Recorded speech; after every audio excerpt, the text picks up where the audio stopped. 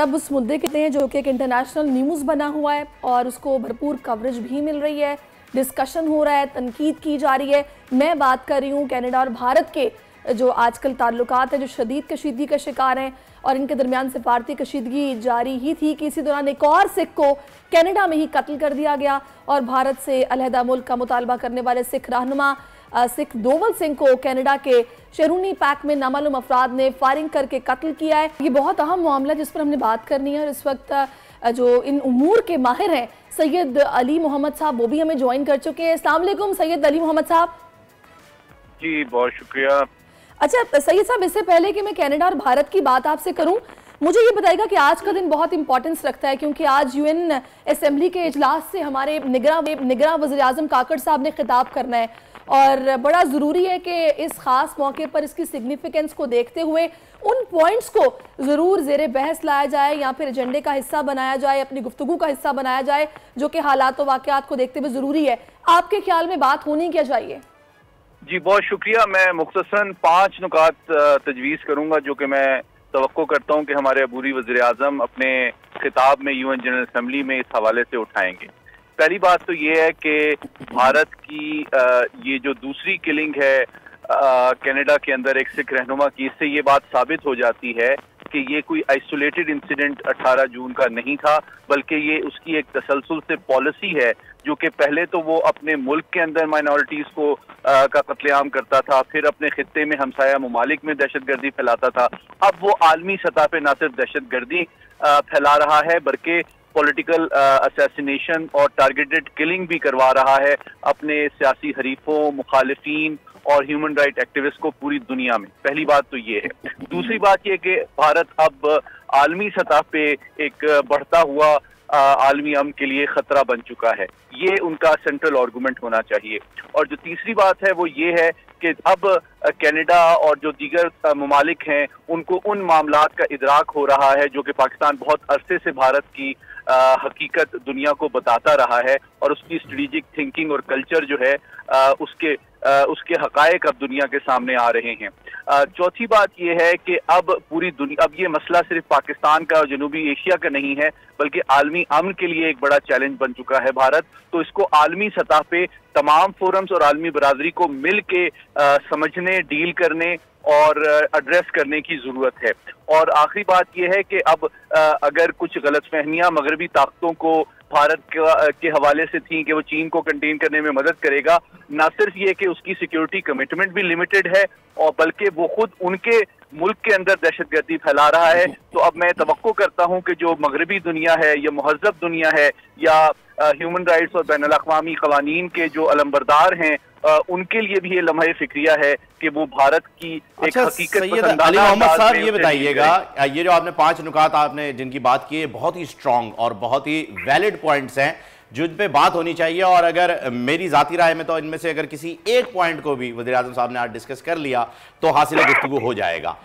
इसके अलावा भारत की जानिब से, उनके फॉरेन मिनिस्ट्री की जानिब से कनाडा को यह पैगाम दिया गया है कि जी आप वहां मौजूद सिखों के खिलाफ जो कि खालिस्तान तहरीक में इन्वॉल्व हैं उनके खिलाफ कार्रवाई करें। तो ये जो उल्टा चोर कोतवाल को डांटे वाली पॉलिसी है और फिर इस बिल्ली के गले में, जैसे भारत कहते हैं, इस बिल्ली के गले में जो है वो घंटी अमेरिका से बांध दी गई है कि भारत को ताउन करने की ये एक ऑर्डर ही कह लीजिए, क्योंकि अमेरिका की जानिब से तो ऑर्डर ही आता है, ऑर्डर दे दिया गया है कि ये आपने ताउन करना है कनाडा के साथ। तो ये जो उल्टा चोर कोतवाल को डांटे वाली लॉजिक चल रही है, इस हठधर्मी के ऊपर भारत कब तक टिका रहेगा? जी देखिए, उसकी बुनियादी वजह इस हठधर्मी की अपनी खजालत और एम्बैरेसमेंट छुपाने की नाकाम कोशिश है और मैं यकीन रखता हूं कि उसमें वो कामयाब इसलिए नहीं होगा कि देखें आज की ताज़ा तरीन इतलात के मुताबिक जो वज़ीर-ए-आज़म ट्रूडो हैं उनकी वज़ीर-ए-आज़म मोदी से बात से पहले इस माह और पिछले माह 2 दफा उन्होंने कनाडा के नेशनल सिक्योरिटी एडवाइजर को इसी मामले को डिस्कस करने के लिए रॉ और इंडिया की इंटेलिजेंस लीडरशिप से डिस्कस करने के लिए भेजा था, लेकिन उनके पास कोई जवाब नहीं था उन सबूतों के सामने। तो अब वो अवामी और पब्लिक कंजम्पशन के लिए अपनी खजालत और नाकामी छुपाने के लिए जो डिस्कोर्स है, जो बहस है, उसका जाविया बदल रहे हैं और उनको मुर्दे इल्जाम ठहरा रहे हैं, क्योंकि उनको पता है कि न सिर्फ के कनाडा के पास इसके सबूत मौजूद हैं, बल्कि वो बाकी जो बड़ी ताकतें हैं I5 के जो मेंबर्स हैं, अमेरिका, बरतानिया, न्यूजीलैंड, ऑस्ट्रेलिया, उनसे भी शेयर कर रहे हैं। तो उनको यकीनन बिल्कुल आपने बचा फरमाया। लेकिन मोहम्मद अली साहब, मुझे ये बताएगा कि जिस तरह हमने देखा कि रिएक्शन सामने आया, फिर ना सिर्फ कनाडा बल्कि बरतानिया, न्यूजीलैंड, ऑस्ट्रेलिया,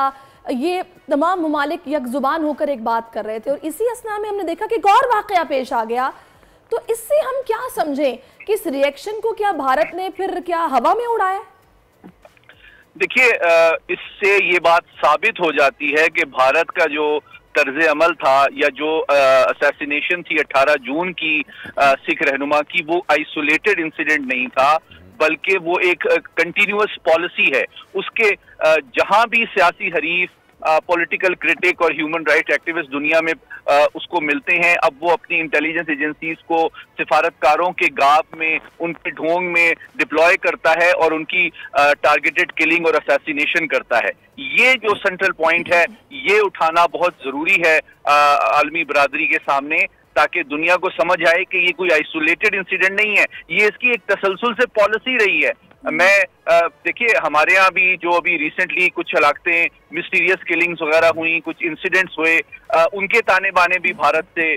जुड़ते हैं। तो ये जो चाकिया की सोच है, जो उनका स्ट्रेटेजिक थॉट और स्ट्रेटेजिक कल्चर है, वो बेसिकली मुंह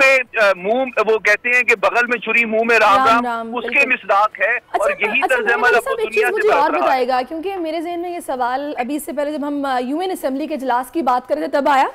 कि हम लोग अक्सर ये देखते हैं कि इस तरह के इशूज़ को, स्पेशली कश्मीर के इशू को, हम इस खास प्लेटफॉर्म पर हाईलाइट करते हैं, इस पर बात होती है, और हम इस्लामोफोबिया पर हमने बड़ा खुलकर बात की है, लेकिन उसके बावजूद वाक़यात नहीं रुकते, वाक़यात होते रहते हैं। तो आखिर क्या वजह है कि हम तो रजिस्टर कराने की कोशिश करते हैं, इस तरह के प्लेटफॉर्म्स का भी इस्तेमाल करते हैं, लेकिन उसके नताइज जिस तरह से सामने आने चाहिए वो नहीं आ पाते? बहुत अहम सवाल आपने किया। मैं समझता हूं कि बतदरीज अब ये सूरत हाल में एक बहुत अहम तब्दीली आ रही है, और ये मुस्बत तब्दीली है 3 वजह से। पहली बात तो ये है कि देखिए, अब ये सिर्फ मुसलमानों का या पाकिस्तान का मसला नहीं है भारत, बल्कि भारत तमाम ममालिक और तमाम मज़ाहिब जो कि हिंदू मजहब से मुख्तलिफ हैं, उनके लिए एक बतदरीज बढ़ता हुआ आलमी खतरा है। और इसकी सुनवाई और एहसास मगरबी ताकतों को भी हो रहा है कि जिसको हम एलाई समझते थे, वो तो खुद हमारे घर में दहशतगर्दी फैला रहा है। देखिए, इसका पहला सबूत ये है कि यूरोपियन जब मणिपुर में क्रिश्चियंस के 250 से ज्यादा चर्चेस को जलाया गया, तो मगरबी यूरोप को ये एहसास और इदराक हुआ कि भाई ये तो ईसाइयों को भी मार रहे हैं। पहले तो चलो मुसलमानों को मारते थे तो हमें कोई फर्क नहीं पड़ता था, लेकिन ये तो ईसाइयों को भी मार रहे हैं। तो फिर ये बात यूरोपियन पार्लियामेंट में उठाई गई, यूरोप को इसका एहसास हुआ। अब कनाडा के अंदर जब वो एक तसलसल के साथ दहशतगर्दी और टारगेटेड किलिंग फैला रहा है, तो अब बतदरीज जो मगरबी ताकतें हैं वो ज्यादा हकीकत पसंदाना अंदाज में भारत को देखेंगी, समझेंगी और डील करेंगी, और उनकी जो तवक्कुआत थी कि वो चीन के खिलाफ एक स्ट्रेटेजिक एलाई बनेगा, मैं समझता हूं उसमें भी एक हकीकत पसंदाना। अली साहब, ये बताइएगा कि अब इसका जो एंड रिजल्ट होगा, मतलब अब ये चीज तो साबित हो चुकी है, कनाडा के प्राइम मिनिस्टर ने जो है, प्रेसिडेंट ने ये बात क्लियर कर दी है कि जी भारत इन्वॉल्व है, उनके सिफारत खाने से पूरे स्टाफ को भेज दिया गया, जैसा कि अभी आपने अपने एक जवाब में जिक्र भी किया था कि सिफारत खाने से जो है स्पाइस इन्वॉल्व होते हैं और रॉ के एजेंट जो हैं वो इन्वॉल्व होकर काम करते हैं, तो उन्होंने सबसे पहले उसी जगह को खाली करा लिया है। मैं ये जानना चाह रहा हूं कि इसका एंड रिजल्ट जो है वो क्या पहुंचेगा, और किस तरीके से जो है वो अब भारत के ऊपर क्या सैंक्शन लगाने के लिए जाएगा कनाडा, या उससे अपने सिफारती ताल्लुकात खत्म कर देगा? इसका रिजल्ट क्या निकलेगा? देखिए, इसके जो नताइज हैं और असरात वो मुख्तलिफ डोमेन्स में बैक वक्त और बतदरीज सामने आएंगे। पहला जो है वो सिफारती सतह पे तो आप देखें डाउनग्रेड तो रिलेशनशिप ऑलरेडी इन रियलिटी हो गई है। उन्होंने उनके सफारतकार को भी मुल्क बदर किया है। पहले उन्होंने ट्रैवल एडवाइजरी इशू की थी, अब उन्होंने थ्रेट वार्निंग भी इशू कर दी है, और साथ ही साथ भारत के अंदर से जो कैनेडियन सफारतकार है उनको धमकियां भी आ रही हैं। तो इससे नजर आ रहा है कि दोनों ममालिक के दरमियान ताल्लुकात मजीद कशीदा होंगे। अच्छा, दूसरी बात यह है कि कनाडा एक मेजर इन्वेस्टर रहा है भारत के अंदर। पिछले 15 साल में 21 अरब डॉलर की उन्होंने इन्वेस्टमेंट की है, लेकिन अब मैं समझता हूं कि जो तिजारती और माशी रवासिम हैं उनमें भी एक तब्दीली आएगी। जो कनाडा की पॉलिसी है हुकूमत की, उसमें कैनेडियन कंपनी जब किसी दूसरे मुल्क में इन्वेस्टमेंट करती है तो उसको एक सिक्योरिटी क्लियरेंस चाहिए होती है वहां के माहौल के हवाले से। और मैं नहीं तवक्को करता कि जब भारत से डायरेक्ट थ्रेट्स और एलिगेशंस आ रहे हैं कैनेडियन सफारतकार जो कि भारत में तैनात है उनके खिलाफ, तो ये सिक्योरिटी क्लियरेंस मिलेगी कैनेडियन कंपनी को कि वो अपना बिजनेस जारी रखें और वहां पे मजीद इन्वेस्टमेंट करें। और जो आखिरी पहलू है जो सबसे इम्पोर्टेंट है वो सिक्योरिटी और डिफेंस कॉपरेशन का है कि मैं समझता हूँ मगरबी ताकतें जितना एक्सेप्शनल एक्सेस दे रही थी इनको लेटेस्ट टेक्नोलॉजी का और साथ ही साथ दिफाई ताउन में भी उनको बहुत अहमियत दे रही थी, बतदरीज मैं समझता हूँ उसमें भी एक हकीकत पसंदाना रिव्यू होगा। इसमें नो डाउट सैयद मोहम्मद अली साहब, ये एक सेटबैक है भारत के लिए, एक अच्छा खासा डेंट है। अगर भारत इसको रियलाइज करे बजाय इसके कि वो पर्दा डालने की कोशिश करे, अब उसका मकरू चेहरा पूरी दुनिया के सामने खुलकर सामने आ चुका है। बहुत शुक्रिया आपका, आपने अपना कीमती वक्त हमें दिया। सब्सक्राइब करें और बेल दबाएं ताकि कोई खबर रह न जाए।